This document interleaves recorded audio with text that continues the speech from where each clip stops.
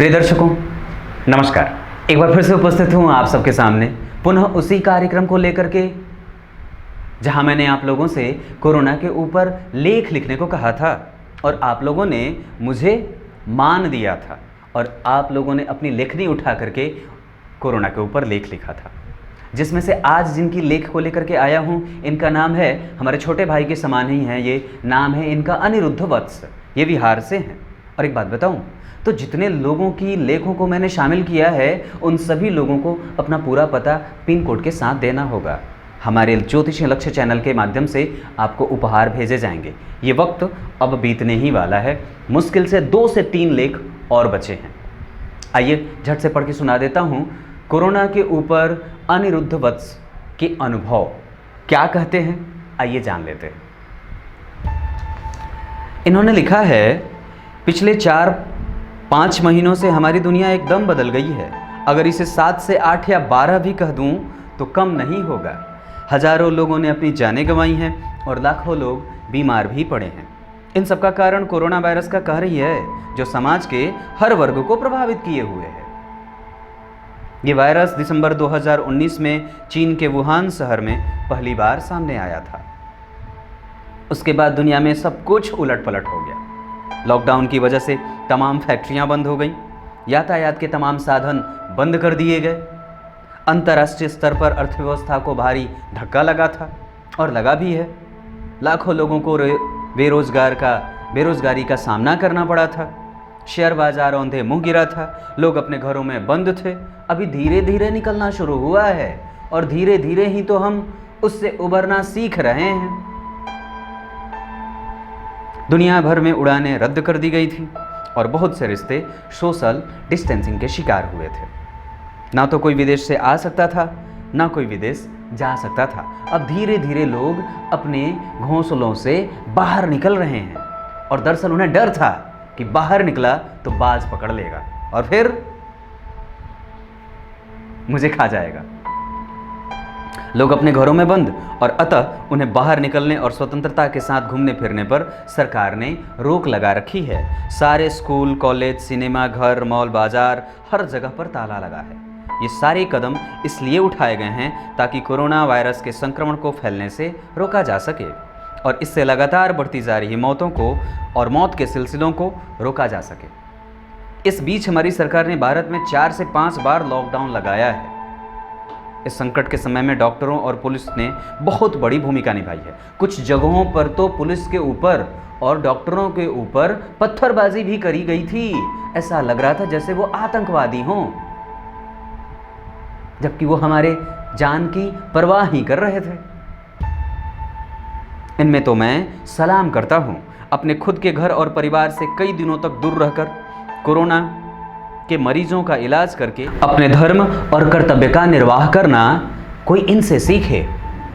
अगले ही पल इन्होंने लिखा है, माननीय प्रधानमंत्री श्री नरेंद्र मोदी जी ने इनकी प्रशंसा करने तथा संपूर्ण देश के नागरिकों में सकारात्मक सोच को कायम रखने के लिए अपील भी की थी, जो कि पहली बार थाली और ताली बजाकर तथा दूसरी बार घर की सारी बत्तियों को बंद करके दीपक जलाने को कहा था।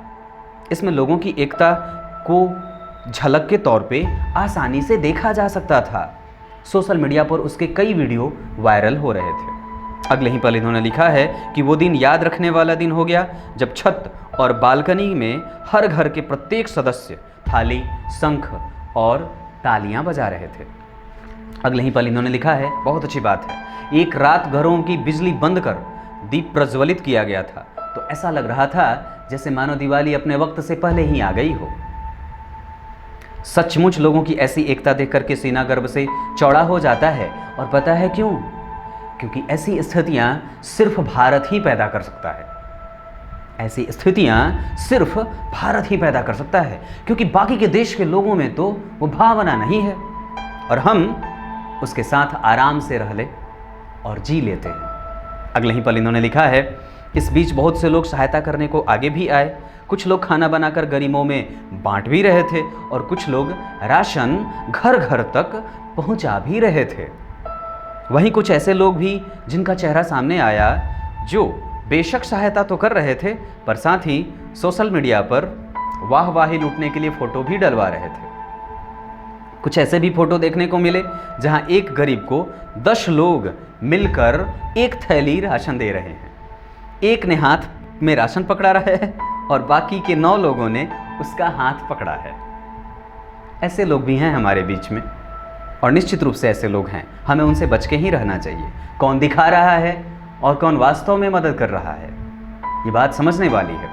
अगले ही पल लिखा है कि जहां सोनू सूद जैसे कलाकार अपने बलबूते पर मुंबई में फंसे लोगों को घर तक पहुंचा रहे थे, वहीं कुछ कलाकार अपने घर का एसी खराब होने की शिकायतें कर रहे थे। एक बात बताऊं, यहाँ पे रुक करके एक बात बताता हूँ। दरअसल कैमरे के सामने जो होते हैं ना, वो कैमरे के पीछे बड़े निष्ठुर होते हैं जी, और उन पे बड़ी आसानी से भरोसा ना कर लेना। बिल्कुल बताता हूँ, ना कर लेना। बड़े जाली हैं ये, बड़ी जालिम, बहुत जालिम। दरअसल उनका चेहरा तो हमने आज तक कभी देखा ही नहीं है। एक बात बताऊं, तो हमारा समाज अगर कहीं जा रहा है तो इन लोगों के चाल कारण ही जा रहा है, और निश्चित रूप से ये बात समझने वाली है। अब ये कहां जा रहा है ये तो आप जानते हैं। अगले ही पल इन्होंने लिखा है,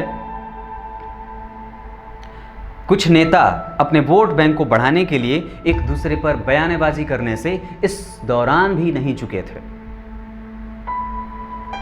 इन पाबंदियों का एक नतीजा ऐसा भी निकला कि जिसका किसी को उम्मीद न था।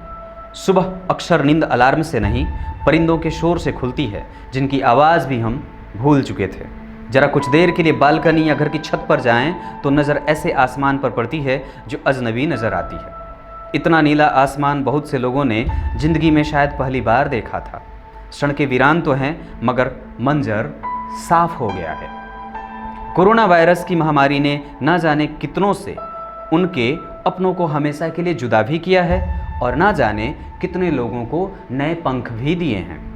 हमारे शारीरिक और मानसिक स्वास्थ्य पर इसका बहुत नकारात्मक प्रभाव भी पड़ा है। रोजगार खत्म हो गया है, जिससे अर्थव्यवस्था पटरी पर कब लौटेगी और सरकार को कितनी मदद करनी पड़ेगी और सरकार को कितना दम लगाना पड़ेगा इसको फिर से वापस दौड़ाने के लिए, ये तो सरकार ही जानती है। लेकिन इस महामारी ने एक बात बिल्कुल साफ कर दी है कि मुश्किल घड़ी में सारी दुनिया एक साथ खड़ी होकर एक दूसरे का साथ देने के लिए तैयार है, और मुझे यकीन है कि जल्द ही हम इस कोरोना के कहर से अपने आप को बचा पाएंगे। एक बात और है जो कि समझने वाली है।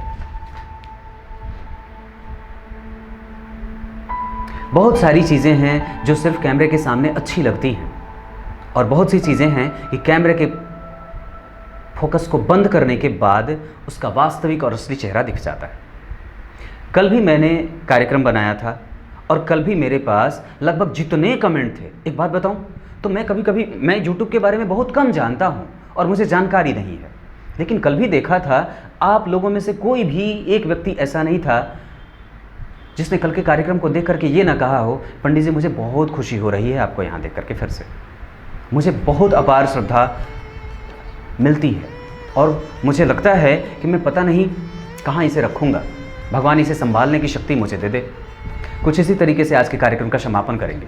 तब तक के लिए इजाज़त दीजिए। कल एक बार फिर से उपस्थित होंगे अपने तयशुदा कार्यक्रम और ज्योतिषीय कार्यक्रम के साथ। तब तक के लिए बहुत बहुत नमस्कार।